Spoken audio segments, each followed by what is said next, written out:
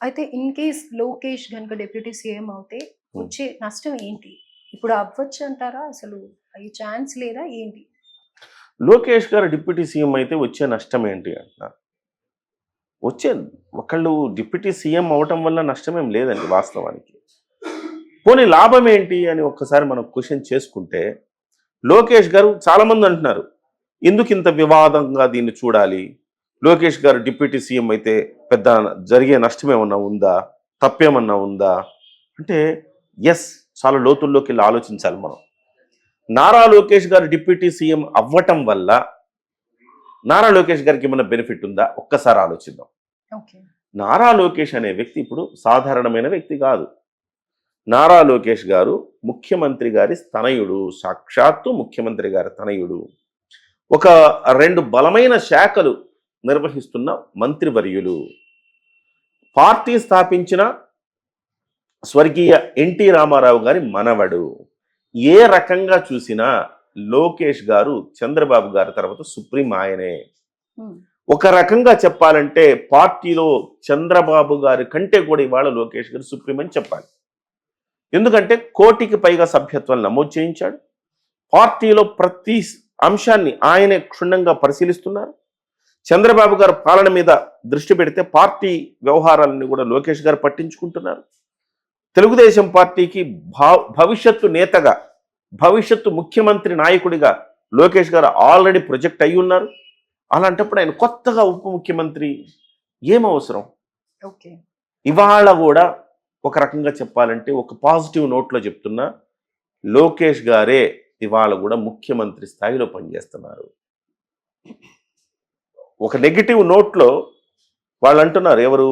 YCP వాళ్ళు, సకల శాఖ మంత్రి లోకేష్ అంటున్నారు. హ్మ్. ఎందుకంటున్నారు? అన్ని శాఖల మీద కూడా లోకేష్ నజర్ ఉంది. లోకేష్ గారి కనుసన్నల్లోనే అన్ని శాఖలు నడుస్తున్నాయి. ఆయన మాట లేకుండా ఒక్క శాఖలో ఒక్క ఫైల్ కూడా కదలట్లేదు అనే ఉద్దేశంతో వాళ్ళు అంటున్నారు.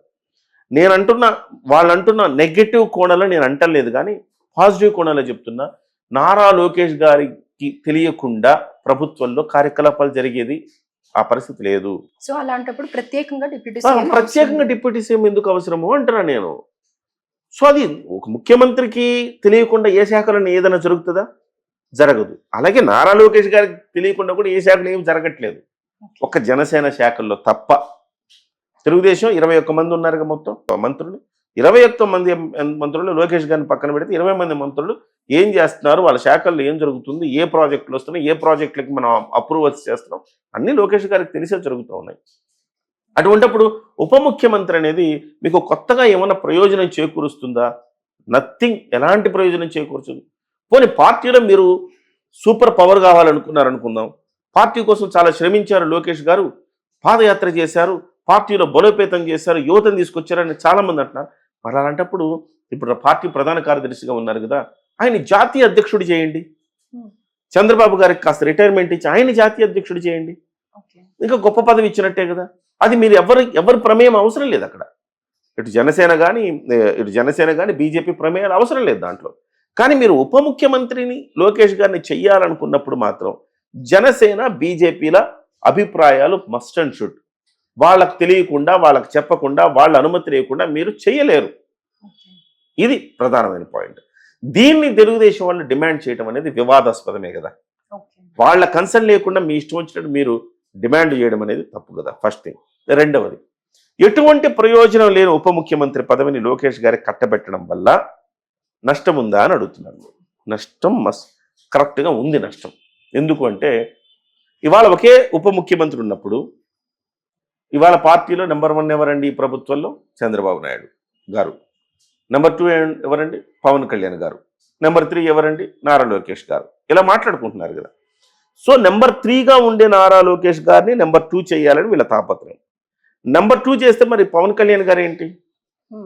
సో ఒక పదవిని ఇద్దరు పంచుకుంటే, ఒక పొజిషన్ని ఇద్దరు పంచుకుంటే టెక్నికల్గా లేదు ఇది. టెక్నికల్గా అసలు రాజ్యాంగబద్ధ పదవి కాదు ఇది. కానీ మనం టెక్నికల్గా చూడకపోతే ఇది సెకండ్ పొజిషన్లో పవన్ కళ్యాణ్ గారు ఉన్నారు. సెకండ్ పొజిషన్లో ఇప్పుడు నారా లోకేష్ గారిని కూడా మీరు తీసుకొస్తాం వల్ల ఈయన పొజిషన్ డైల్యూట్ అయిపోతుంది. అంటే ఇండైరెక్ట్గా మీరు నారా లోకేష్ గారికి ప్రయోజనం లేకపోయినా మీరు ఆ పొజిషన్కి ఆయన తీసుకురావటం వల్ల పవన్ కళ్యాణ్ గారిని డైల్యూట్ చేయదలుచుకున్నారా? ఇది ప్రశ్న. పవన్ కళ్యాణ్ గారిని డైల్యూట్ చేయటం వల్ల ఏంటి మీకు వచ్చే ప్రయోజనం ఏంటి? పవన్ కళ్యాణ్ తగ్గిపోయాడని మీరు ఆనందిస్తారు. అది కూటమికి మంచి చేస్తుందా? మంచి చేయదు కదా. మరి మీరు పవన్ కళ్యాణ్ డైల్యూట్ చేస్తే మరి పవన్ కళ్యాణ్ అభిమానులు, జనసేన పార్టీ కార్యకర్తలు, జనసేన పార్టీ సంతోషిస్తుందా? దాన్ని అంగీకరిస్తుందా? కొన్ని బీజేపీ అంగీకరిస్తుందా? అప్పుడు బీజేపీకి నుంచి కూడా డిమాండ్లు వస్తున్నాయి. ఇప్పుడు మీరు ఉప ముఖ్యమంత్రులు తీసుకోవడం ఏంటి? మాకు కూడా ఒక ఉప ముఖ్యమంత్రిని ఇవ్వండి అంటున్నారు. మా సత్యకుమార్ను కూడా ఉప ముఖ్యమంత్రిని చేయండి, మంత్రి పదవి ఒకటి ఇచ్చారు కదా మాకు, ఆయన ఉప ముఖ్యమంత్రిని చేయండి అని అడుగుతున్నారు. అంటే మీకు చంద్రబాబు నాయుడు గారు ముఖ్యమంత్రి, జనసేన పార్టీ నుంచి ఒక ఉప ముఖ్యమంత్రి, తెలుగుదేశం నుంచి మళ్ళీ ఇంకొక ఉప ముఖ్యమంత్రి, బీజేపీ నుంచి మళ్ళీ ఉప ముఖ్యమంత్రి. ఈ ముగ్గురు ఉప ముఖ్యమంత్రులు వచ్చిన తర్వాత ఇంకొక డిమాండ్ ఏమొస్తుంది తెలుసా తెర మీదకి? మీరందరూ కూడా అగ్రకురాలు, సత్యకుమార్ గారు బీసీ, మరి ఎస్సీలకు ఎవరికి ఉప ముఖ్యమంత్రి పదవి ఇవ్వరా? ఎస్టీలకు ఇవ్వరా? మైనారిటీకి ఇవ్వరా? సరే తలా ఒకరికి ఇచ్చేసుకోండి. వైఎస్ఆర్సీపీలో 5 మంది. మరి వైఎస్ఆర్సీపీలో 5గురు ఉప ముఖ్యమంత్రులు ఉన్నప్పుడు హేళన చేసింది మనమేగా. 5గురు ఉప ముఖ్యమంత్రులు ఉన్నారు, వాళ్ళ వల్ల ఏంటి ఉపయోగం?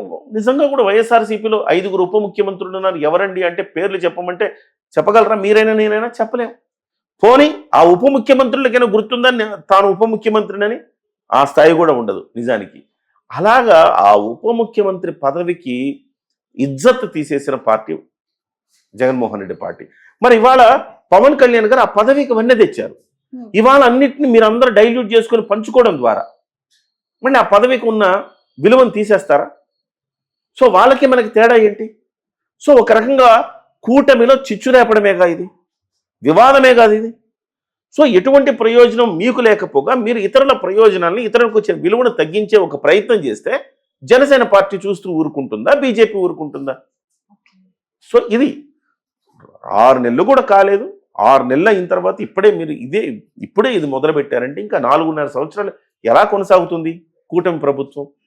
ఇక నుంచైనా నేను చెప్పేది ఏంటంటే, చంద్రబాబు నాయుడు గారు చాలా అనుభవజ్ఞులు, ఒక విజనరీ లీడర్ అంటున్నారు.